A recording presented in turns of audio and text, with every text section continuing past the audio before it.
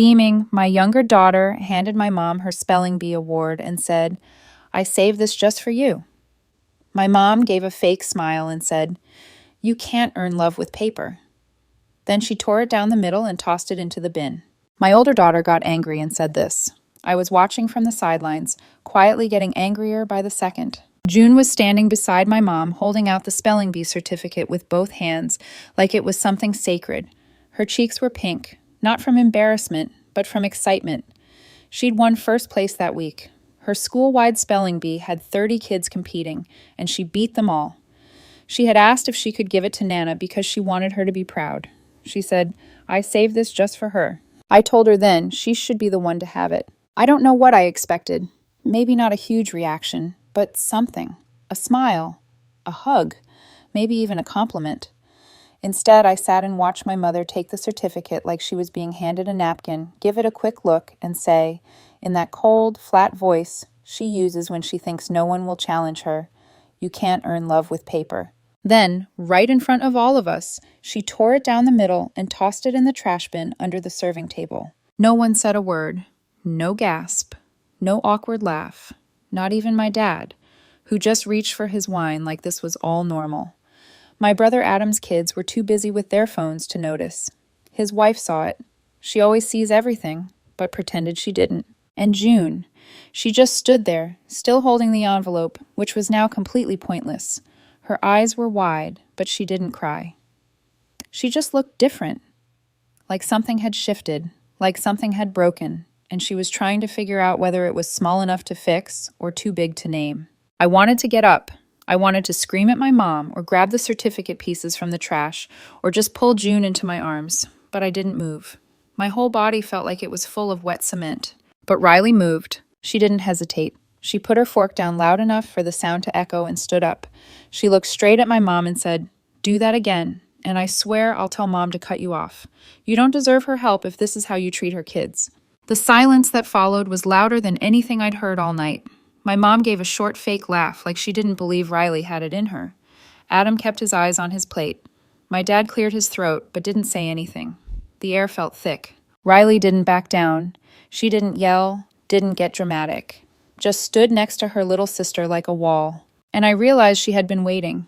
She had been holding all of this in for years, watching how June tried so hard to win love that was never going to be given, watching how I kept the peace, how I stayed quiet to make things easier. Riley saw everything. She always has. That's when I knew it wasn't just about the certificate.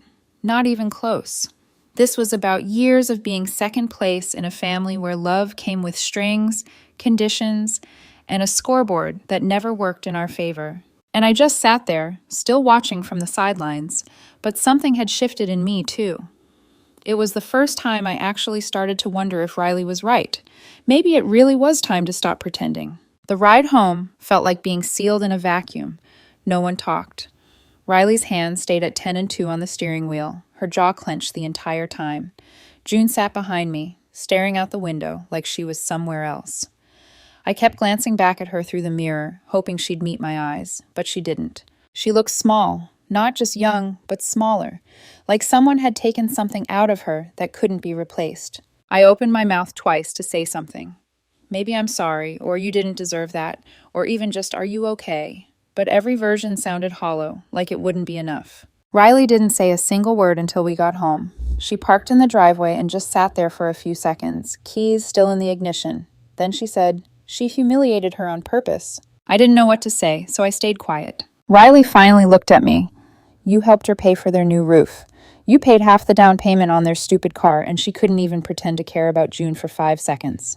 Her voice didn't shake. It was steady, almost too calm. That was worse somehow. I told her I wasn't expecting it, that I didn't think my mom would, but Riley cut me off. You didn't think she'd do something like that? Have you met her? I didn't argue. I couldn't, because I had thought she'd do something. Maybe brush it off or make a passive comment. But tearing it up in front of everyone, tossing it like a used napkin, even I hadn't seen that coming. Riley got out and slammed the door hard enough to make the windows rattle. June followed her in quietly, still holding the empty envelope like she hadn't noticed there was nothing in it anymore. I stayed in the car for a few more minutes. I just sat there in the dark, trying to figure out how I got to this point, helping my parents pay their bills every month while getting told I was raising emotional kids, giving them grocery money while my mom rolled her eyes at June's piano recital. It wasn't just the money, it was the fact that no matter what I gave, they always looked past me, past my girls, as if my brother's family was the real one and we were just extras hanging around the edges. The next morning, while the girls were still asleep, I sat at the kitchen table with my laptop and logged into the joint account I shared with my mom.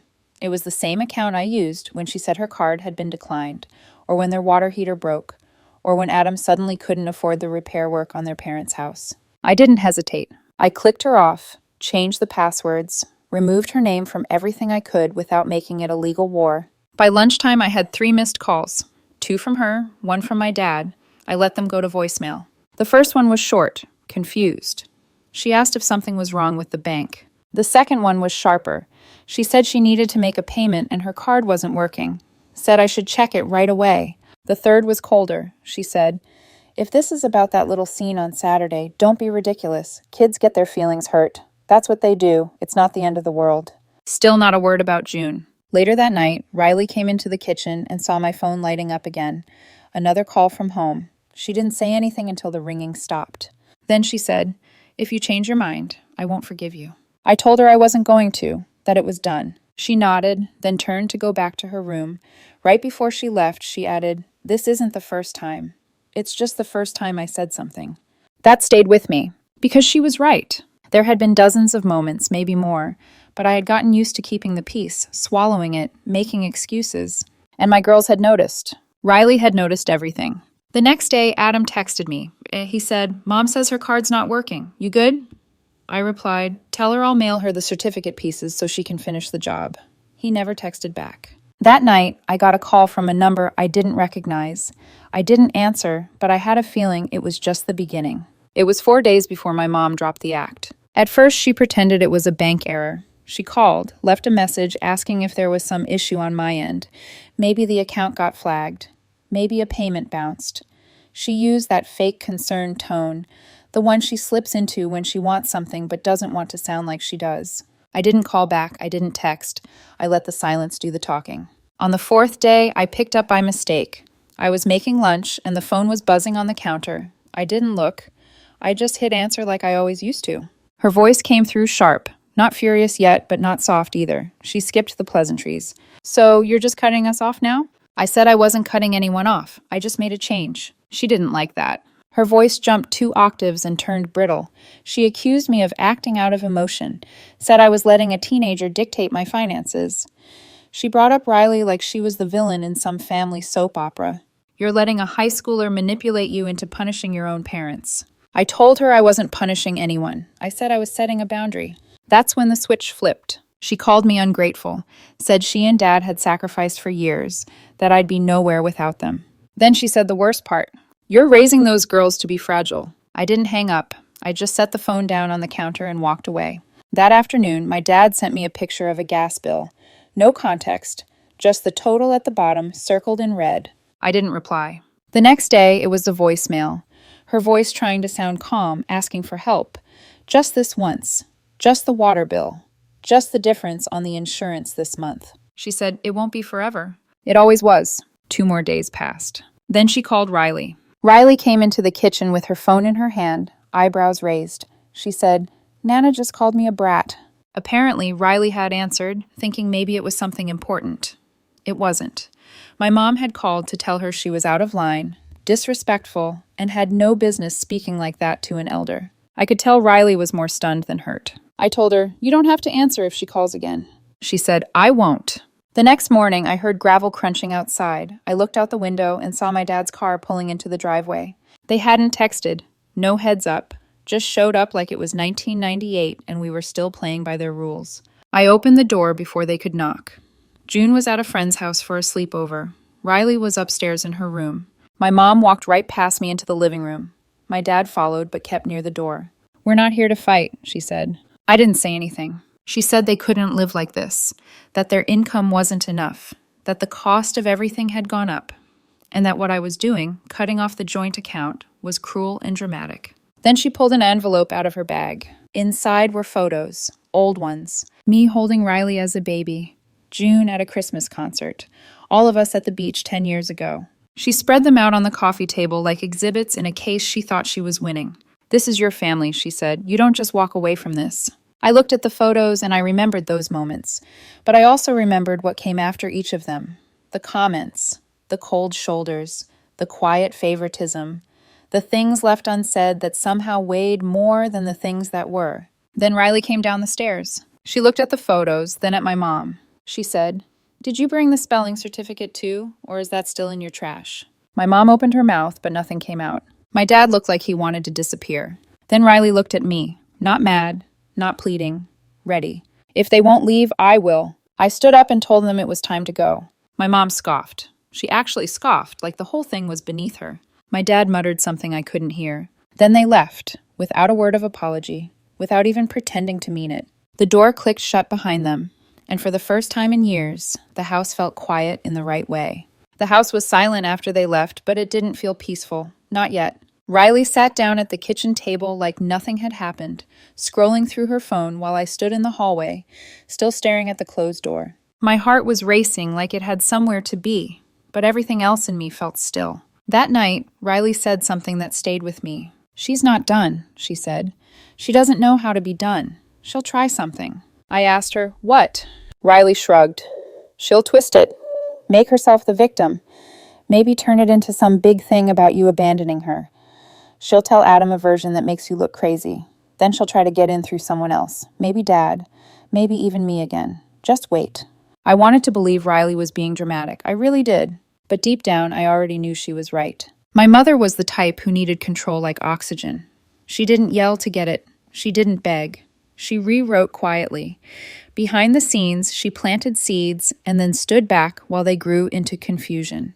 I didn't expect her to stay gone for long. It started 2 days later with a neighbor. I was bringing in the trash bins when Mrs. Clemens, who lived 3 houses down, stopped me on the sidewalk. She said she ran into my mom while walking her dog. "She seemed worried about you and the girls," she said. She used that word. Worried. Not concerned. Not curious. Worried. She said my mom had mentioned I'd been under a lot of stress lately and how it was so hard raising 2 daughters alone. I smiled politely, nodded, and went back inside. I locked the door, not because I felt unsafe, but because I knew what was coming. 3 days after that, I started getting envelopes in the mail. No return address. Each one had a photo inside. The first was of me and Adam as kids on the swings in our old backyard. The second was my high school graduation. Me smiling, my mom's arm around me, like we were best friends. No notes, just the pictures. At first, I thought maybe she was just trying to get to me emotionally. But then I realized something else. She was laying groundwork. For someone. Maybe Adam, maybe my dad, maybe the neighbors, maybe even for herself. Building a narrative she could stand on when the cracks started showing. But the third one was different. It was taped to my driver's side mirror while I was inside the grocery store. A photo of my dad holding Riley when she was 3. They were both laughing. I remembered that day. I took the picture. That time I didn't throw it out. I brought it home and showed Riley. She just shook her head and said, "This is how she apologizes, through guilt." That night, while Riley and June were doing homework, I got a call from Adam. He said, "Hey, I've been meaning to ask, is everything okay with Mom and Dad?" I told him to define okay. He sighed. "She said things got weird after the dinner. She didn't say much, but she hinted you're pulling away." I asked him if she told him why. He said she said something about June getting upset over a joke. "I don't know, Carmen," he said. "She said it was a misunderstanding." I was quiet for a second. Then I asked him, "Do you really think it's a misunderstanding when someone tears up a kid's award in front of everyone and throws it in the trash?" He went silent. Then he said, "I didn't know it was like that." Exactly, because she never told him. He mumbled something about how they're getting older and things are hard for them. Then he said something I didn't expect. "She asked me to look into co-signing on a loan," he said. "Said she was short this month." That's when I realized what this all was. Not just guilt, not just manipulation. She was building a case, laying down a trail of photos and half-truths and concern, so if I didn't come back, she could find someone else to fix it. I told Adam not to do it. I said, "You sign that loan and you'll be stuck with it. I'm warning you." He didn't say yes or no, just said he'd think about it. The next day, Riley asked if she could visit June during lunch at school. I said sure. She picked up cupcakes and a printed copy of the spelling certificate, one she'd scanned before dinner that night. She even laminated it. She said it was for June's Hall of Fame wall. "Every winner should have a place to shine," she said. June lit up when she saw it. When they got home, June handed me something folded in half. It was a note written in my mom's all-caps handwriting, not cursive. She only used block letters when she was serious or angry. I miss my girls. I'll say sorry if that's what it takes. But we both know this isn't really about the paper. Please think. It hadn't been mailed. It wasn't in an envelope. It had just been in June's cubby at school. I asked June if anyone gave it to her. She said no. It was just there when she came back from recess. That's when I felt something shift again. Not fear, not doubt. Something colder. A line had been crossed, and she didn't even see it. She was showing up at my daughter's school, bypassing me, reaching out to an 8-year-old because she couldn't control me. She thought that note would soften me. It didn't. It hardened something. And that was the moment I stopped waiting for an apology because I knew then she wasn't sorry. She was just regrouping. After the second note showed up at June's school, this time with money folded inside, I knew I couldn't keep pretending this would pass. It was deliberate now, quietly invasive. My mother had crossed into something else entirely. Something I couldn't explain away or soften. She wasn't trying to apologize. She was trying to reassert control the only way she knew how, by reaching around me. The note was in a small white envelope buried in June's backpack between her reading folder and math worksheet. Inside was a $50 bill, neatly folded in half, and a short message written in the same blocky handwriting as before. For your next win, love, Nana. Riley saw me open it. She didn't say a word at first, just stared at the money. Then she took it out of my hand, walked to the sink, and tore it down the middle like it was nothing. I flinched, not because of the money, but because of the finality of the gesture. She said, "If she thinks she can buy back her spot with this, she's more clueless than I thought." She tossed the pieces in the trash and walked out. That night, I sat at my laptop and blocked my mom everywhere. Cell number, email, every account she'd used to message me in the past. I didn't stop there. I blocked my dad too. Not because he had done anything directly, but because he hadn't stopped her. Because he stood by while it happened. Because I knew, without question, the next note or gift would show up from his hand if hers was blocked. Then I called June's school and made it official. Only Riley and I were to be allowed for pickups, drop-offs, or any kind of school contact. No exceptions. I didn't give them a reason. Just said family issues. The woman on the phone didn't ask. She just said, "Got it," and confirmed it in writing. The next morning, I didn't feel guilty. I felt clean, quiet. That feeling lasted about 36 hours. Then Adam showed up at my front door. No text, no call. Just rang the bell, like he still had the right to walk into my life unannounced. I opened the door and stepped out before he could. He didn't waste time. "Are you seriously blocking Mom now?" I told him she went to June's school twice. That gave him pause. Not enough, but enough. He said, "She's been trying to reach you. She's crying. She doesn't understand what she did wrong." I asked him if she told him what happened at dinner. He shifted a little, not looking directly at me. "She said there was a misunderstanding," he said, "that maybe she was too blunt." I laughed because of course she did. A misunderstanding is how my mother erases the parts of herself she doesn't want to claim. Then I asked him something I hadn't planned to. "Did she ask you to co-sign a loan?" His face gave it away before he could speak. I said, "Don't do it. You'll regret it. She's not telling you the truth about what's going on." He said, "She's struggling, Carmen. They're getting older. You're not even willing to talk to them anymore. What do you expect them to do?" I looked at him and asked, "If someone did that to your daughter, ripped something she was proud of, told her she couldn't earn love, made her feel worthless in front of everyone, what would you do?" He didn't answer. Then I told him the part he didn't know. That the money had shown up in June's backpack.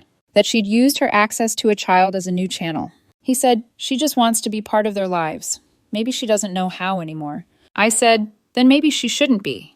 And I went back inside. That night, while Riley was watching something in the living room and June was brushing her teeth, my phone buzzed again. An unknown number. The message was short. "Still your mother, still family, don't forget who we are." I stared at it for a long time. And then, just out of habit, I scrolled through my photos until I found the scan of June's certificate, the one Riley had saved. I zoomed in on her name, all in bold at the top. First place, June Spencer. And I realized something right then.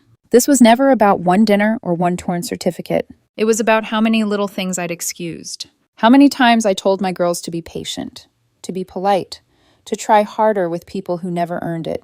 That night, I deleted the message, blocked the number, and turned off my phone completely. And for the first time in years, I didn't check it again before bed. The next week was quiet in the way a room feels right after someone slams a door.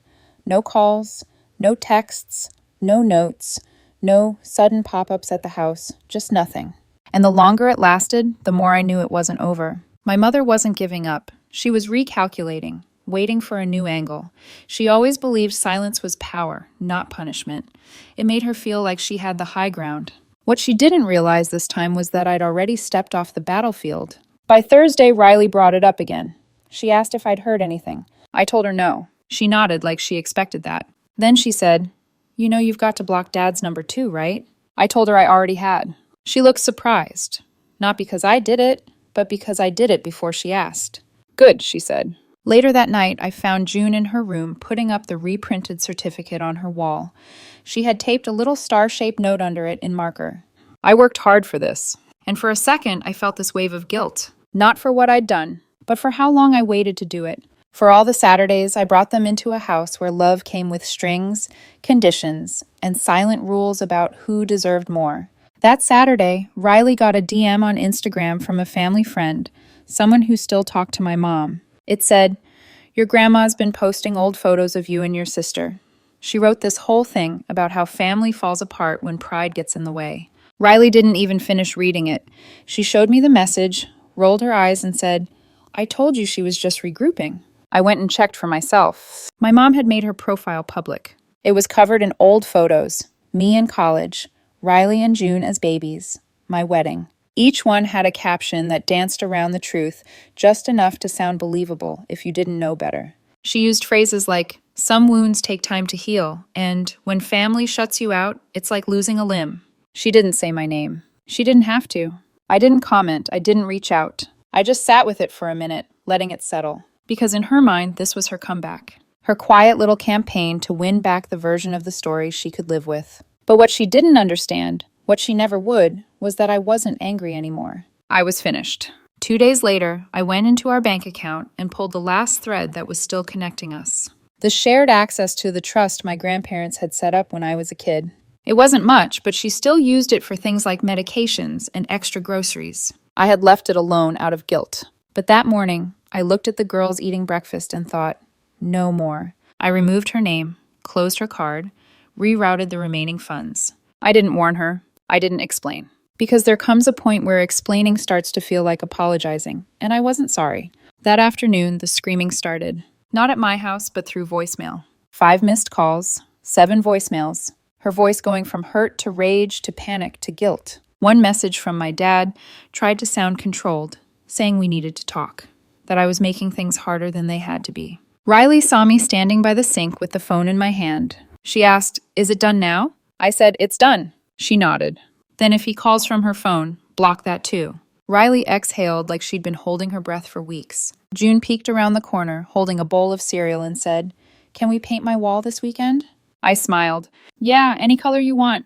She said, "Even orange?" "Even orange." The next weekend, we painted June's wall a ridiculous shade of tangerine. Riley helped tape the edges. There was music playing, cereal bowls on the floor, laughter that didn't sound like anyone was pretending. And for once, there were no shadows in the room. No texts, no calls. No quiet tension buzzing underneath everything. Just a bright orange wall. 2 kids who finally knew where they stood.